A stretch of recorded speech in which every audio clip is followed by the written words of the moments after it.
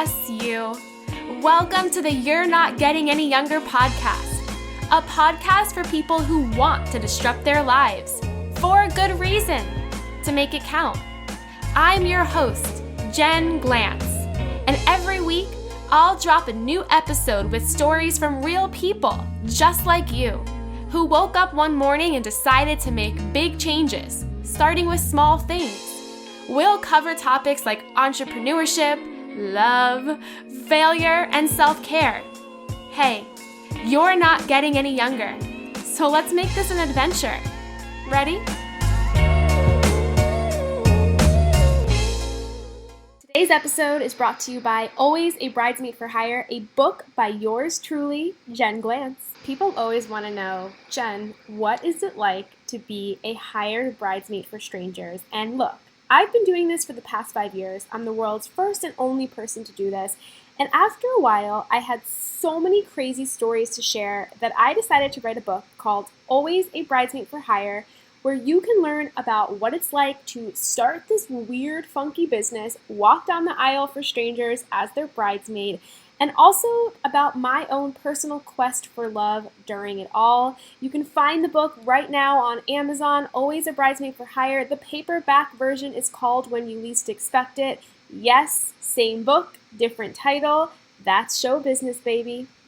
Hey, everyone. Welcome back to another episode of the You're Not Getting Any Younger podcast. It's me, your host, Jen Glantz. What's going on? I am back from Australia, but ironically, I am not back home. I am recording this episode from Florida. And I'm telling you that because the whole thing with podcasting is finding quiet environments to record in. And in New York, that is like an oxymoron because no matter where you are, even in the most soundproof of rooms, you'll always hear some sound like a siren outside or somebody next door doing something. New York is like not a city for quiet. That's because it's known as the city that you will never sleep in because of all of the noise. Is that what New York's known for? Is it the city you never sleep? New York, I'm looking this up. City you won't sleep. Let me see. It is called the city that doesn't sleep. I don't know why my brain's not working. I blame this on jet lag.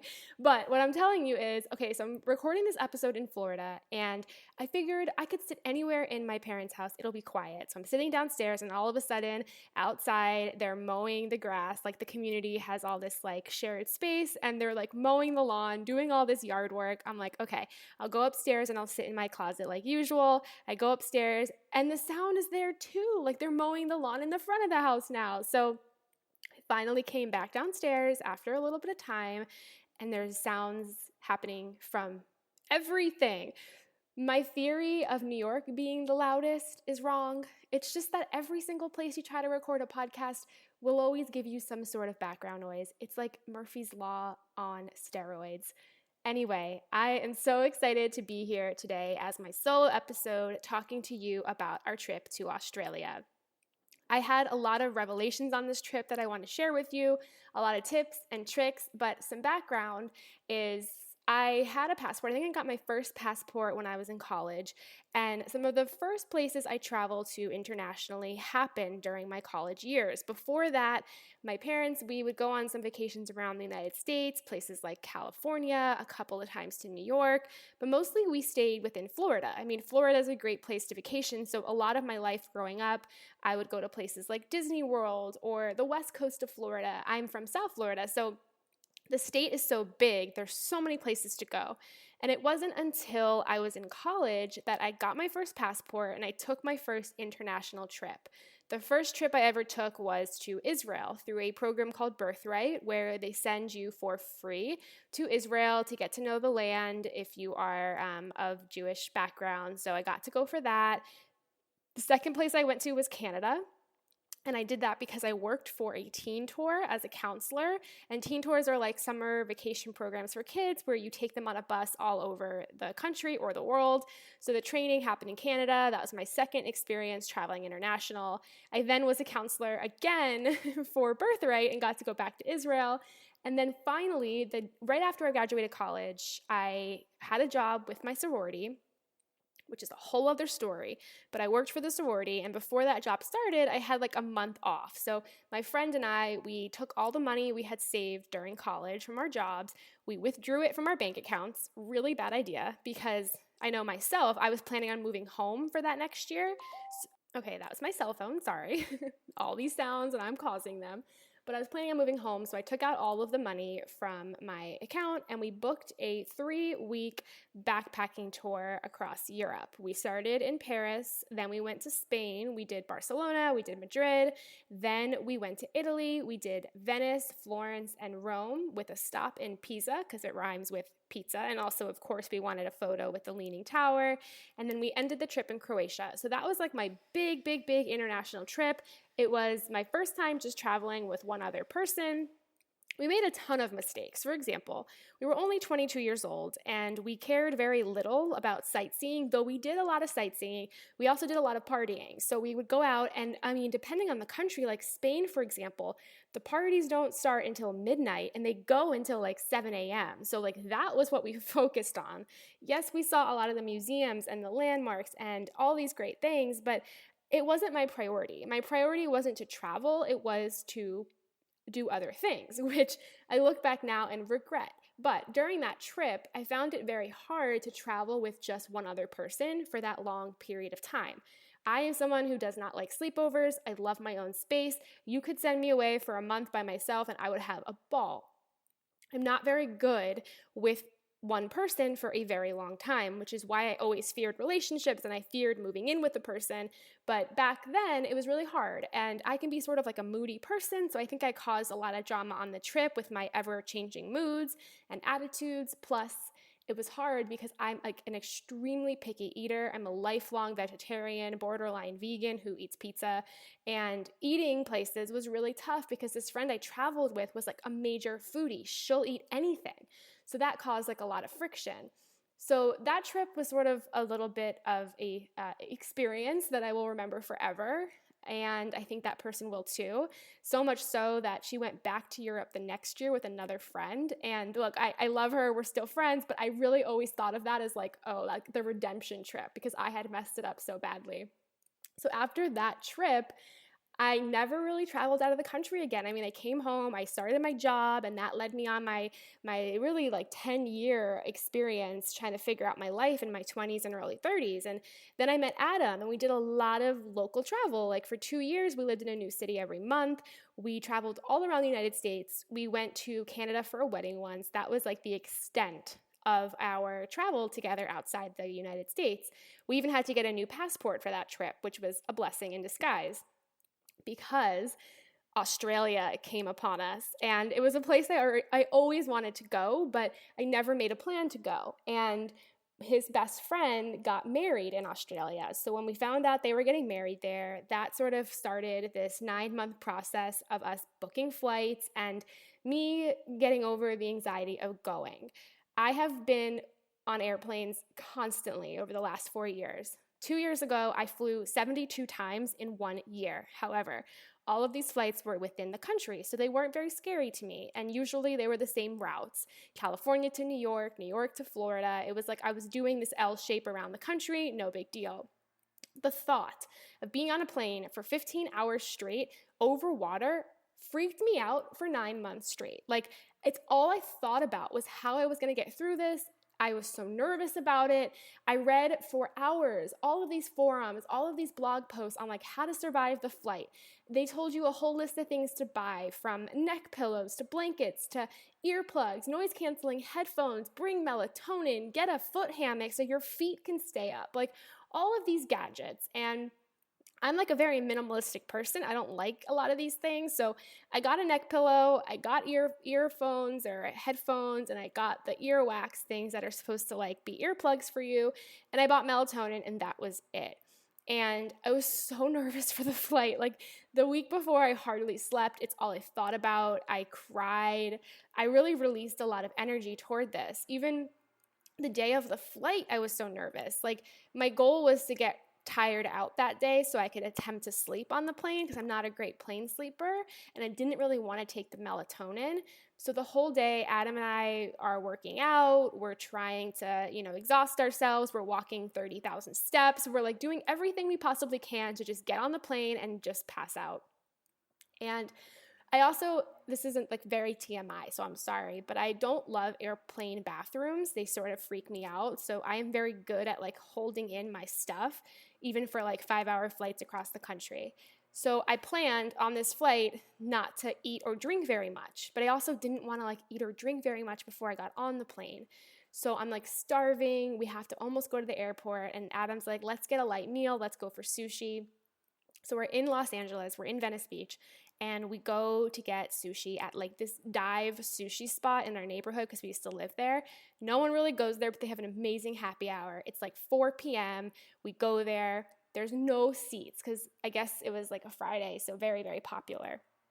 But there are 2 seats all the way in the back that are for happy hour. So Adam and I go over there. We grab the seats. We sit down. I look to my right. And there she is.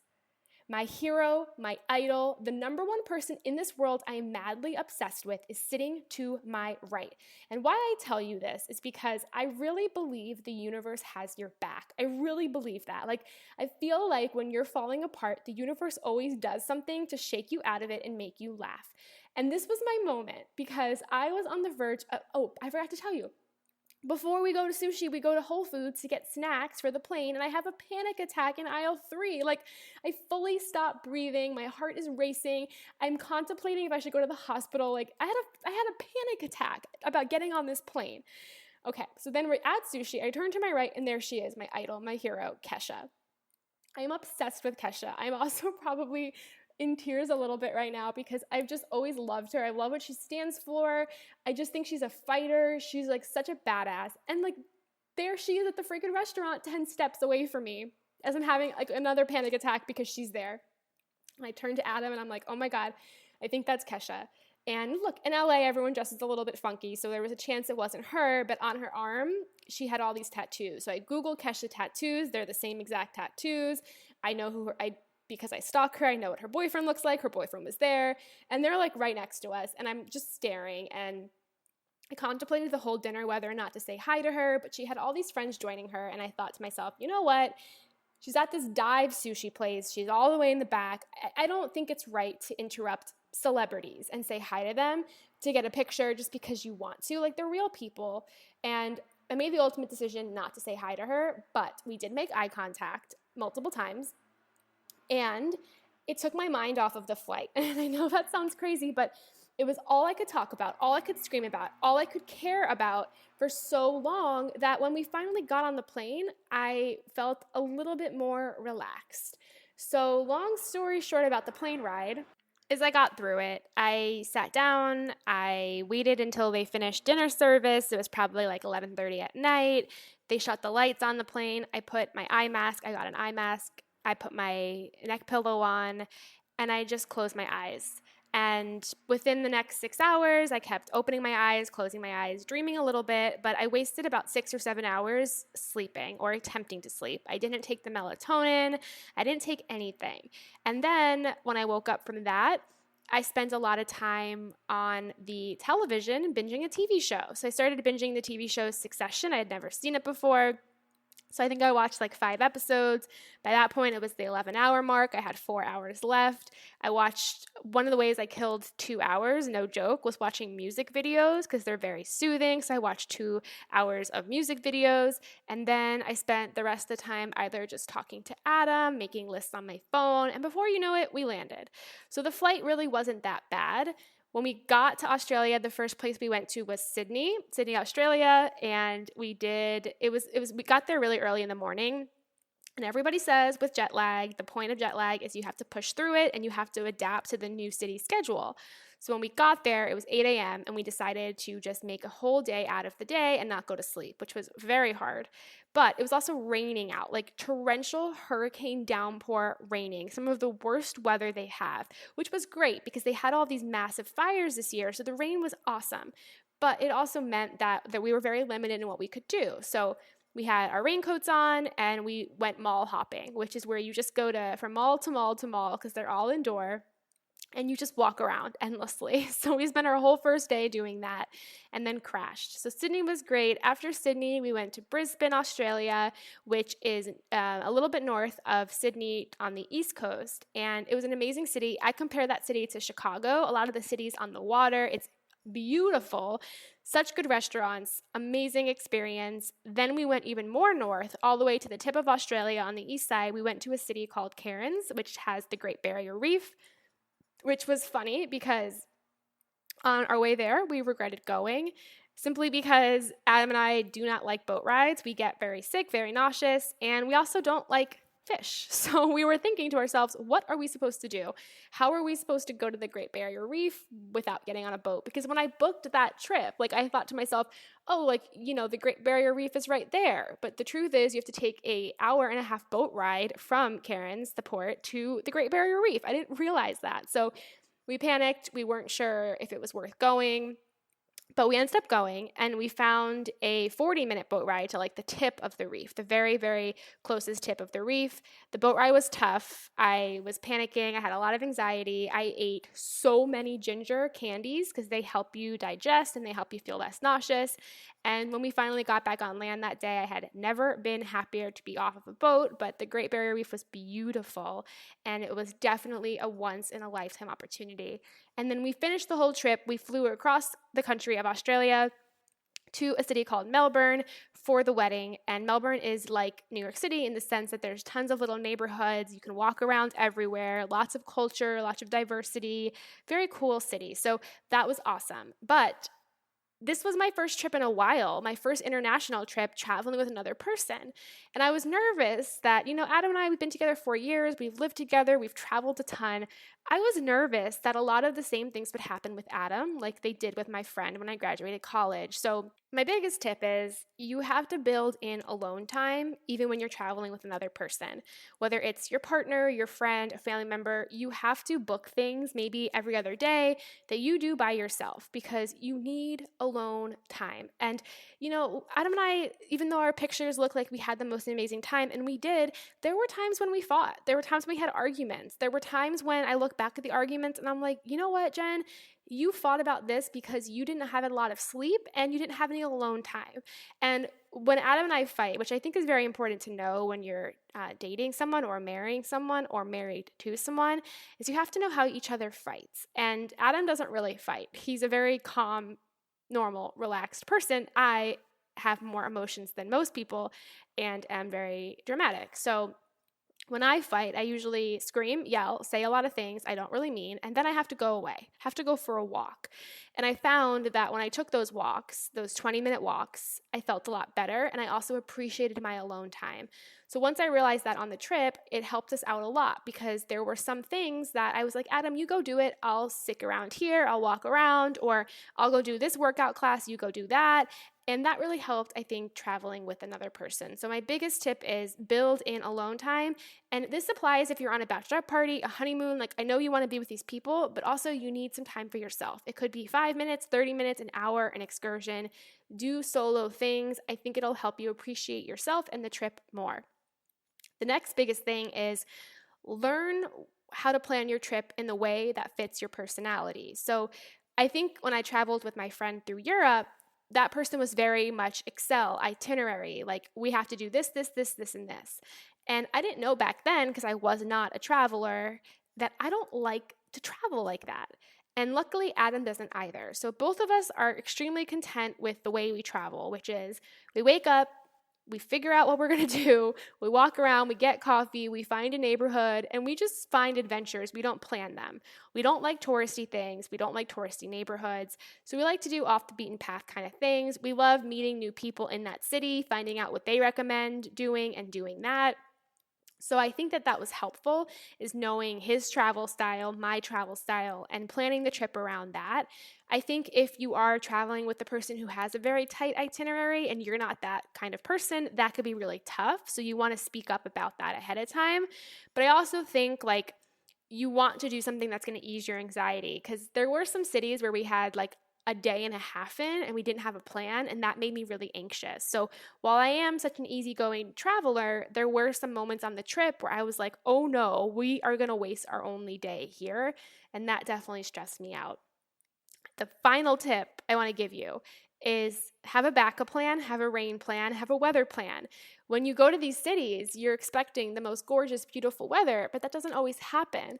And there's not much you can do. Like, you can't get a refund, you can't go back. So plan for the weather. And that might mean that you just get the right gears that you can power through in the rain or the snow. Or that might mean to have some research done already on really cool things you can do when the weather is bad, because the last thing you want is to look out the window, see the weather not being up to what you thought it was going to be, and feeling like you wasted your time. So there were a couple of days where Adam and I put on our raincoats and just dealt with the torrential downpour. I mean, we were soaking wet, but it was our only chance to explore the city, and it was ultimately just rain, so we powered through. But there were other days where all of our clothes were honestly soggy, and we had to do indoor activities, and we found some really fun things indoors. And I felt like even though we didn't get to walk around these cities as much as I wanted to, I still got a good vibe from them. So plan for weather, because you never know what's going to happen. And the final, okay, I know I said that was my last tip, but one more tip. When you're packing, you never need as much clothes as you think. A lot of these hotels have laundry, so you can do laundry. We did laundry 3 times in the almost 3 weeks we were traveling. I didn't even wear a third of my clothes.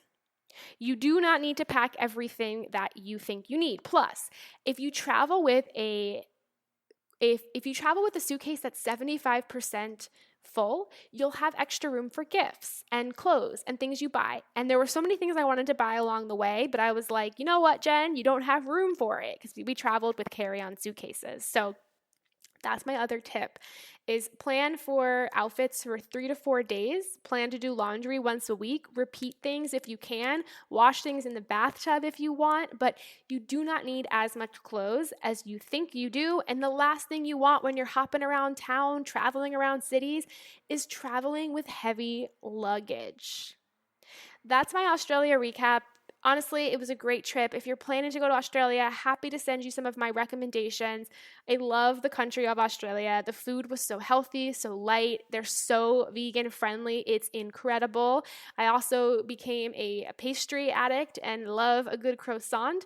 Plus, their coffee is super fancy. So I'll be honest with you, they're known for their coffee, but I couldn't drink it. I like my big fat Dunkin' Donuts extra large iced coffee that tastes like I like it. So their coffee and I had a couple of discrepancies, but other than that, it was an amazing trip. The flight wasn't so bad, and in the end, I spent so many months worried about something that ultimately was easy, and the universe helped me out with. So if there's something holding you back from taking that next trip, think about it. And know that you can get through it. And maybe that means planning a little bit more. Maybe that means talking it out with yourself. Or maybe that means just trusting that things will go right. And if they don't, you're strong enough to handle them when they go wrong.